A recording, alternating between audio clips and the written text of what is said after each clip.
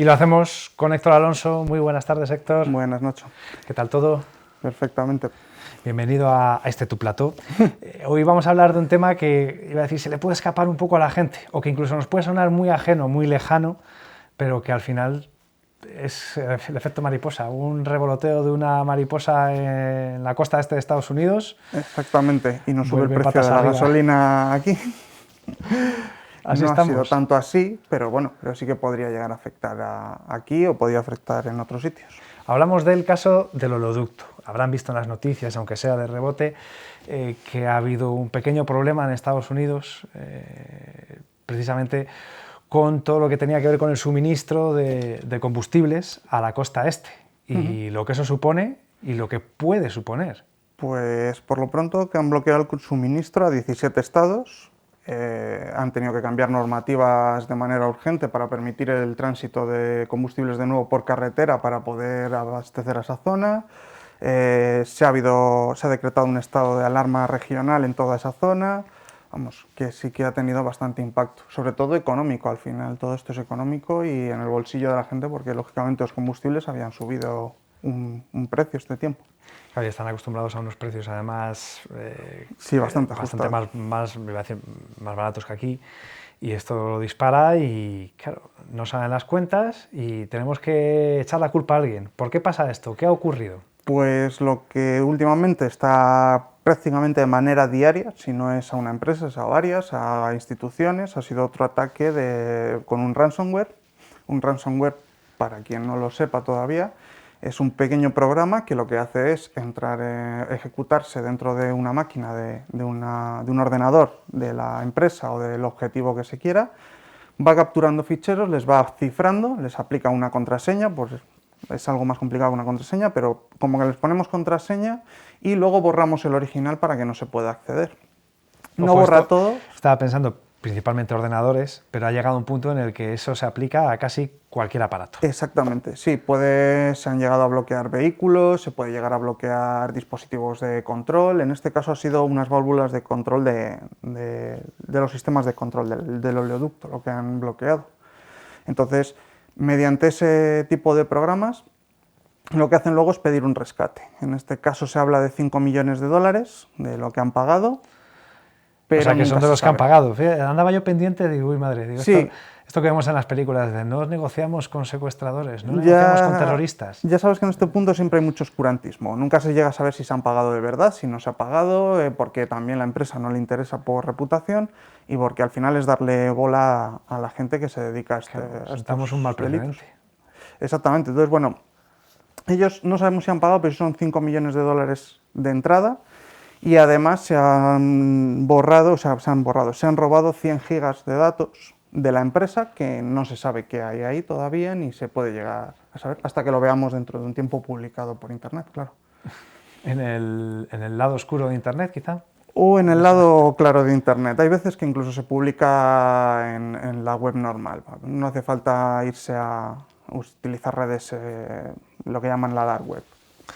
Claro, esto es algo que no es nuevo, ese tipo de ataques. De hecho, lo comentábamos, aquí en algún caso se ha sufrido o se ha avisado de que podía producirse porque se ha detectado vulneraciones importantes en sistemas de seguridad. Exactamente. Al final suele pasar por dos razones. O un usuario ejecuta algo que no debe o hay sistemas expuestos a Internet. Cuando hablamos de sistemas expuestos, la última vez, por ejemplo, hemos hablado el último día de sistemas que están en Internet, que con un buscador que era Sodan se pueden detectar.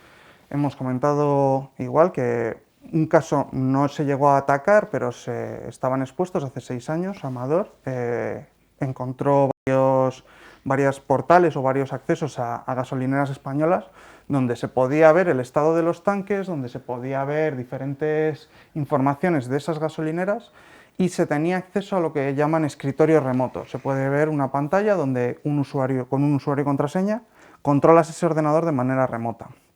Eso es bastante inseguro porque todos sabemos que precisamente la contraseña para entrar a nuestro ordenador no suele ser muy larga ni muy complicada, porque lo queremos hacer de una manera muy rápida. Entonces ahora es un vector que se está utilizando muchísimo en los ataques. Claro, esto se supone, o podemos presuponer que lo hace gente vamos a decir, piratas informáticos, gente que intenta sacar un lucro, aunque no siempre está el lucro detrás de este tipo de ataques, de asaltos. No, siempre se gana dinero, pero hay veces que lo enmascaran en una falsa cortina de hacktivismo, de lo hacemos por los pobres, luego intentan donar parte de esos beneficios a organizaciones sin ánimo de lucro. Habitualmente esas organizaciones rechazan ese dinero porque se sabe que se ha conseguido de una manera ilícita, pero sí que lo quieren enmascarar algo así. También es verdad que al final lo que hay, y sobre todo lo que se busca, es dinero en este caso. O sea, no hay otra razón por la que bloquear, por ejemplo, y afectar a la gente de a pie, al final, que es a quien terminan fastidiando. Claro, lo decía pensando en el Dark Army, que tiene como un aura así de justicieros. Exactamente. El símil en este caso está claro porque encima el grupo que ha atacado a este oleoducto se llama Darkseid, parecido a Dark Army, a quien siga redes, o sea, series de televisión, pues es al estilo Mr. Robot, que es una serie de este tipo de hacking, de seguridad, de ataques. Y en ese caso eran chinos, en este caso son rusos. Al final en este mundillo siempre estamos con la broma o la gente de decir que si no son los chinos son los rusos, porque parece que esos ataques siempre o los ejecutan unos u otros. Esto suele ser o porque ellos ya tienen mucha más infraestructura para lanzar estos ataques, también porque sus leyes son mucho más laxas en cuanto a estos temas. Sí, que si les pillan... Exactamente, y además siempre pueden mascararlo un poco en sus guerras geopolíticas que tienen entre ellos. Y sobre todo luego, porque hay VPNs, se puede hacer uso de VPNs, que lo que hacen es, aunque estemos aquí en España, parece que estamos navegando desde Rusia, ¿vale? Se ve muy claro, por ejemplo, si vemos, hay una web donde Kaspersky nos permite ver los ataques que se están ejecutando en tiempo real, ¿vale? Estos serían todos los ataques en tiempo real dentro Da miedo, ¿eh? de la máquina. O sea, es precioso, es hipnótico, pero da miedo. Exactamente, hemos borrado todos y esos serían todos los ataques que se están haciendo solamente de ransomware en el mundo. Hay otro tipo de ataques que monitoriza todo y aquí solamente hay de ciertas fuentes, o sea que pueden ser todavía más. Cuando vamos a España, pues bueno, vemos que se producen en prácticamente todos los países del mundo, ¿vale? O sea, los únicos que tienen algo menos al final es en África, sí que hay algo menos de actividad. Y tenemos la triste ranking de estar en el top 10 de todos los países más atacados de Europa, del mundo, vamos. Eso puede ser porque somos más vulnerables, pues nos defendemos peor, porque pagamos más. En el fondo da un poco lo mismo. Puede ser directamente simplemente porque los ataques estamos digamos, en el norte, en el hemisferio norte, y se supone que nuestras industrias o nuestro nivel de vida es más alto, entonces somos un objetivo más curioso para ellos. Estas son las botnet que vemos. Digamos que es desde donde se lanzan los ataques y vemos que todo pues parece centralizado, lo que decíamos, Rusia, China, Estados Unidos y Tailandia, que está ganando puestos en este ranking también. Dejando a un lado Tailandia, bueno, a lo mejor no, pero bueno, esto parece todo geopolítica, incluso pues encargos que se hagan, sabemos que estos hacen esto, pues vamos a hacerles porque empresarialmente nos va a venir bien o porque internacionalmente, hablando desde el punto de vista geopolítico, nos beneficia. Exactamente, al final parece que no y parece un poco de película, pero los ataques que antes a lo mejor hacía falta una gran infraestructura para lanzar, cada vez los intentan simplificar más.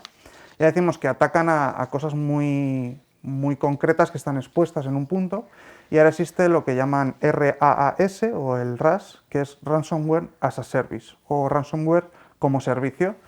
Tú contactas con grupos, que esto sí que a lo mejor es más en la web oscura, lo que llaman la dark web, grupos que son organizados y que tú les dices un objetivo y ellos valoran el beneficio económico que pueden tener, el beneficio económico que tú aspiras o tus objetivos, y ellos te dan un kit de herramientas para atacar a esa persona casi en llave en mano, como se hacen los proyectos de informática. Claro, hablábamos antes del caso de Amador, que advirtió, oye, esto está así. En el caso del oleoducto ya habían advertido de que había ciertos riesgos y parece que no se hizo nada o no se hizo lo suficiente, porque en esas nos encontramos. Esto puede pasar también en instituciones o administraciones públicas. Exactamente. En el caso del oleoducto, en el 2018 se publicó un informe donde decían que incluso un niño de primaria podría atacar a esa empresa, porque tenían lo que comentamos, escritorios remotos expuestos en Internet, tenían de ciertas vulnerabilidades que podemos encontrar muy sencillas. En el caso de las administraciones públicas, compañeros de Valladolid, Pucelabits, han publicado un listado y un análisis de casi 700 web institucionales, solamente del ámbito institucional, analizando cosas muy sencillas, como son el estado de sus certificados y las configuraciones de sus servidores, ¿vale?, en base a las cabeceras que lanzan, ¿vale? Algo muy sencillo. No son ataques que a lo mejor tengan un impacto enorme o que sean fáciles de explotar, pero vemos que, por ejemplo, en el caso de Palencia, de 7 webs que tienen auditadas, tienen un medio aprobado 2 y el resto suspenden. ¿Por qué? Porque se había visto todo al principio muy verde, daba gusto, pero no. No, en las que están muy verdes son, por ejemplo, Policía Nacional, el INCIBE, o sea, organismos que están preocupados por este tema. En el caso de Palencia, por ejemplo, pues el Ayuntamiento sí que se ha preocupado de tener un certificado, es un certificado válido y demás, que parece que ahora, como aparezca el candadito verde, tenemos un escudo inviolable y eso no lo van a poder hacer. Tampoco pequemos de exceso de confianza. Es como una mascarilla, te da más garantías, pero no te da una fiabilidad total. Faltan otra serie de controles que no están aplicados en el caso del Ayuntamiento, como son cabeceras de servidor.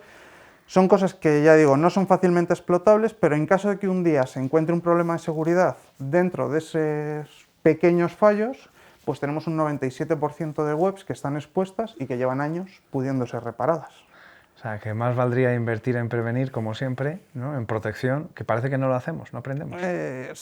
Siempre se considera un gasto más que una inversión el tema de seguridad. ¿Y qué podemos hacer, aparte de invertir más en seguridad? ¿Qué podemos hacer para evitar o reducir al máximo los riesgos de sufrir este tipo de ataques? Si somos un usuario normal en nuestro día a día, porque estos ataques también nos puede pasar a nosotros y cifrar nuestro ordenador, no abrir ningún archivo que consideremos sospechoso, el típico, os envío esta factura porque ha habido un error, desconfiar siempre de esos archivos en principio. Después, mantener una copia de seguridad actualizada y al día, siempre, que esté actualizada y al día, y probar que funciona, es muy importante. No lo hacemos nunca. Entiendo que tanto de sistema como de archivos. De todos los ficheros que consideremos importantes. Esa copia de seguridad también, por favor, no tenerla en el mismo ordenador del que hacemos la copia, que nos hemos encontrado casos. Tenerla en un disco aparte, algo que esté desconectado de la red para evitar tener problemas.